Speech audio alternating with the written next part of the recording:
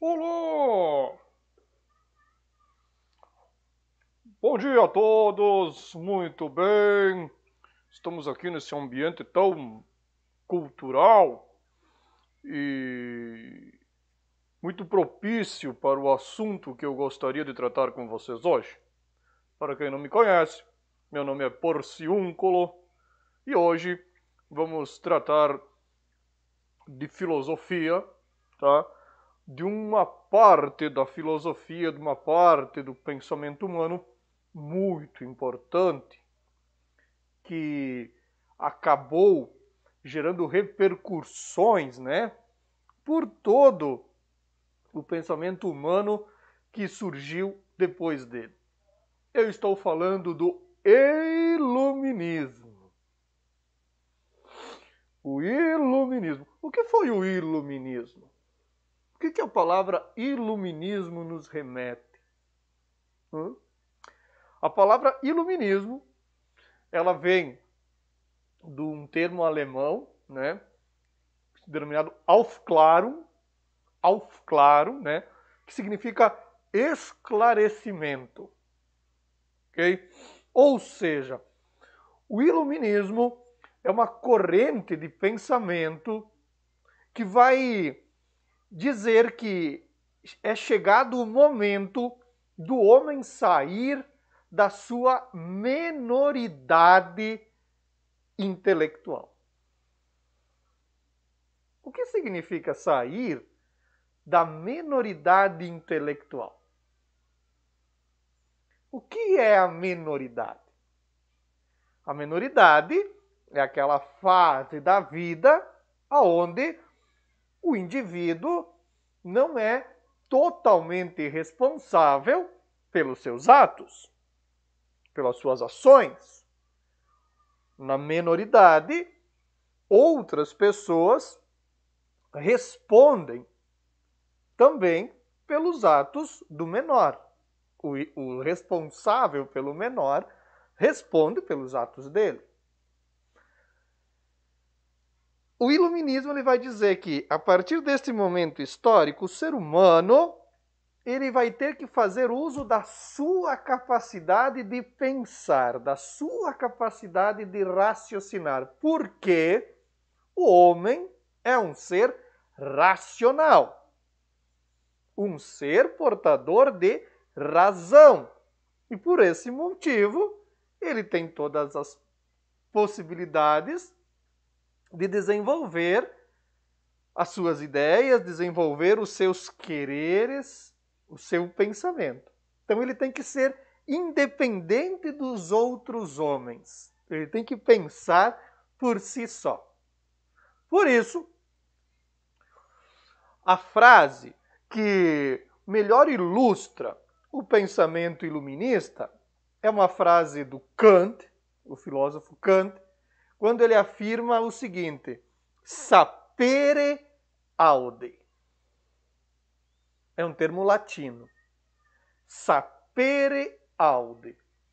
O que significa o sapere aude? Ouse saber. Tenha a ousadia de buscar saber. Se desafie a conhecer. O iluminismo é isso. Esse desafio do homem moderno de superar toda a dependência de pensamento e pensar por si só. Veja só, nós tínhamos a corrente racionalista, que dava uma ênfase total para a razão e desprezava os sentidos. Depois nós temos uma corrente empirista, que dá o papel central para a experiência, para os sentidos, e diz que são os sentidos que fornecem o material para a razão, né?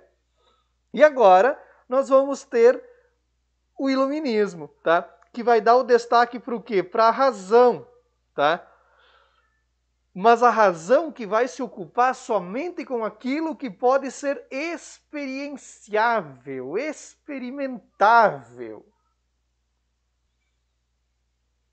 O iluminismo ele vai dizer que o ser humano não tem que se preocupar com essas ideias abstratas que não podem ser demonstradas. Ele tem que buscar conhecer o mundo onde ele vive. O indivíduo, outro conceito muito importante, ele tem que fazer um uso autônomo da razão. O que é uma pessoa autônoma? O autônomo é aquele que sai da menoridade, né? Autônomo é aquilo que faz as coisas por conta própria, que não depende do outro. Autonomia. Eu não dependo do outro, eu sou autônomo para estudar, ou seja, eu estudo sozinho. Eu sou autônomo para ir no mercado, ou seja, eu vou no mercado sozinho, não dependo de outra pessoa. Isso é a autonomia. Aqui, o iluminismo vai dizer que o ser humano é autônomo para pensar. Ele não precisa de outra pessoa pensando por ele. Ele pensa por si só. Então, por que ele fala isso? Porque o iluminismo ele vai entender que o período medieval, a patrística, a escolástica, Santo Agostinho, São Tomás de Aquino, aquele momento histórico eles vão chamar de Idade das Trevas. Eles vão dizer, ali não existia pensamento humano, não existia autonomia humana, o homem não tinha a maioridade intelectual, por quê? Porque ele estava... ele recebia as ordens, as vontades de Deus e obedecia aquilo, então ele não tinha autonomia. Vai dizer, agora nós acabamos com a Idade das Trevas. Que é um conceito equivocado cá entre nós, que eles geraram, né? Porque ele fala como que se o período medieval, Idade das Trevas, como se naquele período nada tivesse sido produzido, né? E é equivocado, a gente percebe, lendo a história, a filosofia medieval, que muito se fez na patrística, com Santo Agostinho, na escolástica, com Abelardo, com São Tomás de Aquino, né? Se produziu muita teoria, então não foi trevas necessariamente. Foi uma forma de pensar diferente, mas que não combinava com a ideia iluminista, ou com as ideias iluministas. Que ideias eram essas? Quais eram os conceitos centrais? Primeiro, liberdade e igualdade. Os iluministas eles vão dizer, todo homem ele tem a liberdade política e religiosa. O ser humano ele tem que ter liberdade para defender o seu posicionamento político e tem que ter a sua liberdade para uma crença religiosa que ele achar melhor. E da mesma forma, somos todos iguais juridicamente. O que quer dizer isso? Nós somos todos iguais perante a lei. Não existe um melhor ou um que se aplica a lei de maneira diferente do que o outro. Não, todos são iguais perante a lei. Tá? Então, olha aqui dois conceitos importantes. De liberdade política e religiosa, né? A liberdade, e a igualdade jurídica. Todo mundo tem o direito, a liberdade de ter uma vivência política, de assumir um lado político.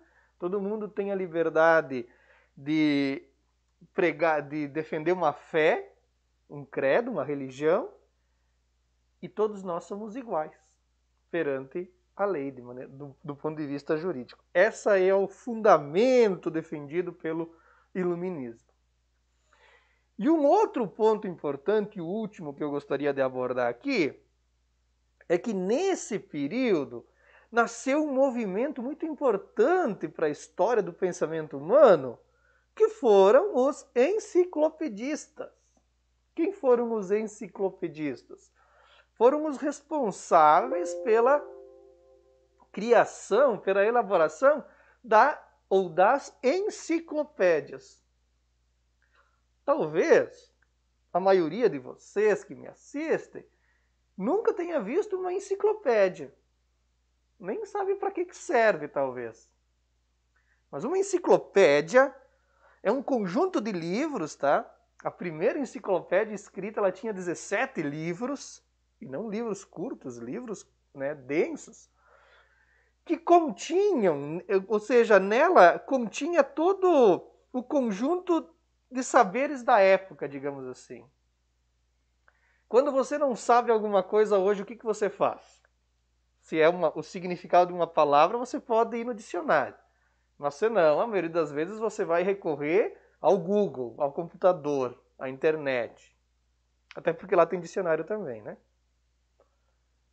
Naquela época, eles tentavam conciliar todos os conceitos científicos mais importantes dentro de livros. Eles davam explicação. O que é que significa isso? O que é que significa isso? Lá dentro tinha explicação. Até que a internet não era popularizada no mundo, né? As pessoas faziam as suas pesquisas se utilizando de enciclopédias. As bibliotecas tinham as enciclopédias, as pessoas iam lá buscar o significado das coisas. Tá? Isso até ali nos anos 90 ainda se usava muito enciclopédia. Para ter uma ideia. Foi criação lá do movimento enciclopedista. Por que eles criaram? Qual era o objetivo? Eles pensavam muito na questão da educação. Veja, até o período medieval, né, ali a escolástica, que dá origem às escolas, às universidades, a educação era muito vinculada ao elemento religioso. O iluminismo vai dizer, não, a educação ela tem que formar o novo ser humano, científico, autônomo. E para isso, eles têm que passar por um processo educativo, um processo de formação. Formar sujeitos autônomos, científicos, que busquem e que respondam as questões de maneira mais completa possível. Ok? Então, de maneira assim mais geral, era isso que eu gostaria de falar para você sobre o iluminismo, né? E vou aproveitar que vou continuar a pegar o livrinho aqui que eu tirei agora, né? Vou dar uma lidinha. Fiquem bem, se cuidem e a gente se vê por aí. Um grande abraço a todos. Olha só que legal isso aqui. Olha só.